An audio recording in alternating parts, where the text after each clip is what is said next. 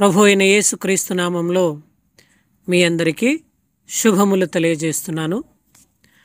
గత కాలమంతా కాచి కాపాడి నడిపించి మనకు తోడై ఉన్న దేవునికి మహిమ కలుగునుగాక. My dear brothers and sisters, ఈరోజు మనము నిలిచి ఉన్నామంటే అది కేవలం దేవుని యొక్క కృప మాత్రమే. రాజులేమి, సామంతులేమి, ఘనులేమి, గొప్పవారేమి అందరూ కనుమరుగైపోతుండగా కేవలం నిన్ను నన్ను ఆయనను అంగీకరించిన వారిని దేవుడు తన యొక్క రెక్కల నీడలో భద్రపరిచి సజీవులుగా మనల్ని ఉంచినందులకు దేవునికి మనం స్తోత్రాలు చెల్లించుకుందాం. ప్రైజ్ ది లార్డ్, హల్లెలూయా.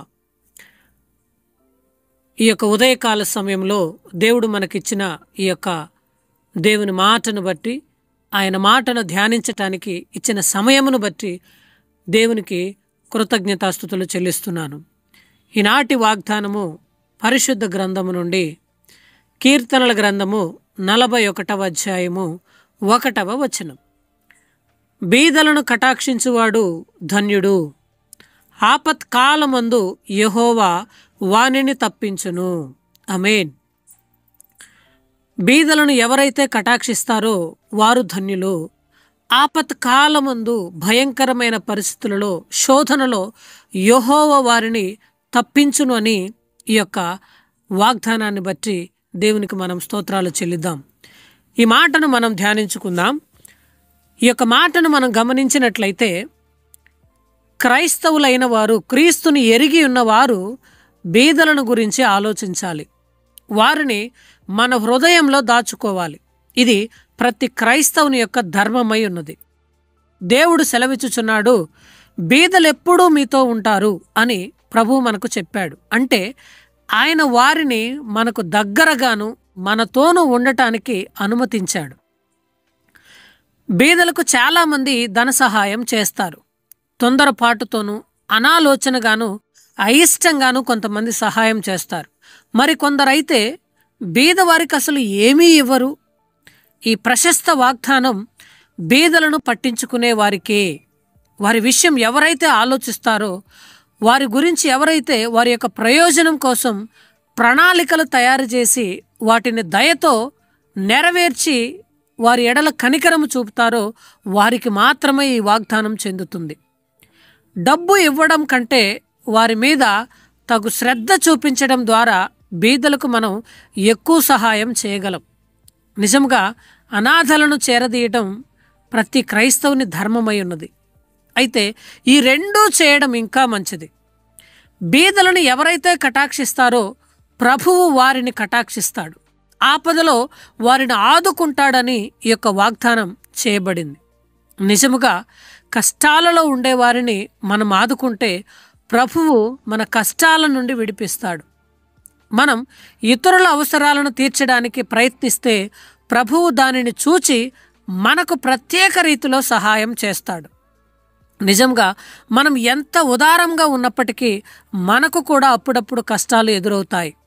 మరి ఆ సమయంలో మనము నిజముగా దాతృత్వం కలిగిన వారమైనప్పుడు ఒక ప్రత్యేకమైన విడుదల కొరకు ప్రభువును మనం ధైర్యంగా అడగవచ్చు. ఆయనను నీవు చేసిన ప్రతి సహాయమును ఆయన తన యొద్ద తను జ్ఞాపకం చేసుకుంటాడు. ప్రభువు కూడా తన వాగ్దానానికి కట్టుబడి మన విన్నపాన్ని త్రోసివేయడు. నీవు చేసిన క్రియలు ఆయన జ్ఞాపకం చేసుకుంటాడు.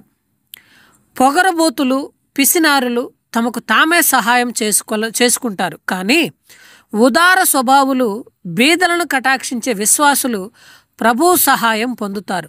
నిజముగా మనం ఇతరులకు చేసినట్లుగానే ప్రభువు కూడా మనకు చేస్తాడు. కాబట్టి పేదవారి ఎడల, దరిద్రుల ఎడల, దీనుల ఎడల, బంధకములలో బంధించబడి ఉన్న వారి ఎడల మనం కనికరము చూపేవారిగా ఉండాలి. అటువంటి ఆ యొక్క దాతృత్వాన్ని మనం కలిగిన ఎడల ప్రభువు కూడా మన యొక్క కష్ట సమయాల్లో మనల్ని జ్ఞాపకం చేసుకుంటాడు. ఈ లోకంలో నువ్వెంత సంపాదించుకున్నను పోయేటప్పుడు మనం దేనిని తీసుకుని వెళ్ళలేం. కానీ నీవు ధనమును కలిగి ఉంటే పరలోక రాజ్యంలో చేరలేవు. దేవుడు సెలవిచ్చుచున్నాడు, ధనవంతుడు పరలోక రాజ్యంలో చేరుట కంటే సూది బెజ్జములో ఒంటె దూరుట మేలు సులభము కదా అని. నిజముగా సూది బెద్దంలో ఒంటె దూరుతుందా? దూరదు. కానీ అది ఒంటె దూరటమే సులభమట ధనవంతుడు పరలోక రాజ్యంలో చేరటం కంటే. మరి ఈరోజు నువ్వు ధనాన్ని కలిగి ఉన్నావా? ఒకవేళ నువ్వు ధనాన్ని కలిగి ఉంటే, అది దేవుని అంగీకారము చేత నువ్వు కలిగి ఉంటే, దానిని బట్టి పేదలకు సహాయం చేయండి. వారిని మీరు ఆదరించండి. వారి కొరకు, వారి యొక్క శ్రేయాభివృద్ధి కొరకు మీరు కష్టపడండి. మీ ప్రతి ప్రయాసమును దేవుడు చూస్తాడు. అది మీ యొక్క బిడ్డల భవిష్యత్తుకు, మీ పిల్లల పిల్లల తరతరాలు కూడా ఆశీర్వదించబడడానికి కారణమవుతుంది. కాబట్టి దేవుడు ఈ మాటలు దీవించునుగాక. ఆమేన్, ఆమేన్. ప్రార్థన. మహిమ ఘనతకు అర్హుడవైన దేవా, నీకు స్తోత్రములు తండ్రి. ప్రభువా, ఈ యొక్క ఉదయకాల సమయంలో నీవు మమ్మల్ని ప్రేమించి నీవు మాకు ఇచ్చిన ఈ యొక్క వాగ్దానాన్ని బట్టి నీకు వందనాలు తండ్రి. అయ్యా, బీదలను ఎవరైతే కటాక్షిస్తారో వారు ధన్యులు.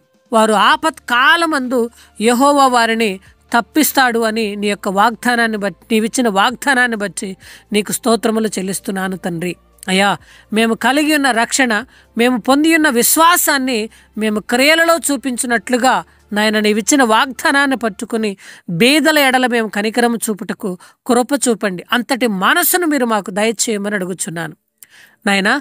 అంతే విధముగా ప్రభువా, మరి ప్రయాసము కలిగి అనేక మంది కొరకు మేము ప్రార్థన చేయడానికి నాయన విజ్ఞాపనలు చేస్తున్నాము తండ్రి. మా యొక్క ప్రతి ప్రార్థన మీరు ఆలకించండి తండ్రి. అయా, ఎవరైతే అస్వస్థతగా ఉన్నారో, ఎవరైతే రోగములతోనూ అయా వ్యాధులతోనూ హాస్పిటల్స్లో ఐసీయూలో ఉన్నారో ప్రతి ఒక్కరిని మీరు జ్ఞాపకం చేసుకోండి తండ్రి. అయా, నీ యొక్క వాక్యము వారి చెంతకు వెళ్ళి నాయనా తండ్రి ప్రభువా, వారందరూ నాయన మారు మనసు పొంది రక్షించబడుటకు నాయన కృప దయచేయండి. అయా, నీ యొక్క దక్షిణ హస్తము చేత, నీ గాయపడిన హస్తముల చేత నాయన వారిని మీరు తాకి సంపూర్ణ స్వస్థత వారికి కలుగజేయండి ప్రభువా. నీకు వందనాలు.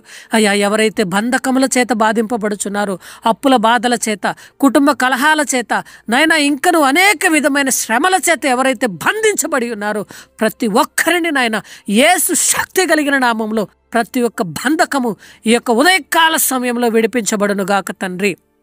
అయ్యా, నీకే వందనాలు చెల్లిస్తున్నాను ప్రభువా. అనాథలను ప్రభువా, అయా బీదలను, దరిద్రులను ఆశ్రయించు వారిని నాయనా తండ్రి, వారు మిమ్మల్ని ఆశ్రయించుచుండగా వారి యొక్క ప్రతి ప్రార్థన మీరు ఆలకించండి తండ్రి. దేవా, నీకే వందనాలయ్యా. వారి ప్రతి అవసరమును మీరు తీర్చమని బ్రతిమాలుకొనుచున్నాను. అయ్యా, ఈ యొక్క వాగ్దానము ఎందరైతే వినుచున్నారో వారందరిని జ్ఞాపకం చేసుకోండి. ఈ మాటను వారి హృదయంలో నాయన ఫలింపజేయండి. ఈ మాటను జ్ఞాపకం చేసుకొని వారి యొక్క క్రియలలో కనబరుచుటకు కృప దయచేయమని అడుగుచున్నాను తండ్రి. దేవా, నీకే వందనాలు. అయా, ఈ యొక్క పరిచర్య అంతకంతకు విస్తరించబడినట్లుగా, అనేక మందికి ఆశీర్వాదకరముగా మార్చబడినట్లుగా కృప దయచేయండి. ప్రతి ఒక్కరము నాయన సిద్ధపాటు కలిగి నీవు వచ్చినప్పుడు మేము ఎత్తబడుటకు సహాయము చేయమని అడుగుచున్నాను. ప్రతి హృదయాన్ని మీరు బలపరచండి. అయా, ప్రతి ఒక్కరికి మీరు తోడయండి, సహాయము చేయమని మా ప్రభువును మా రక్షకుడైన యేసుక్రీస్తు వారి పరిశుద్ధ నామమున మేము అడిగినవని పొంది ఉన్నామని నమ్ముచు అడిగి వేడుకుంటున్నాము తండ్రి. ఆమేన్.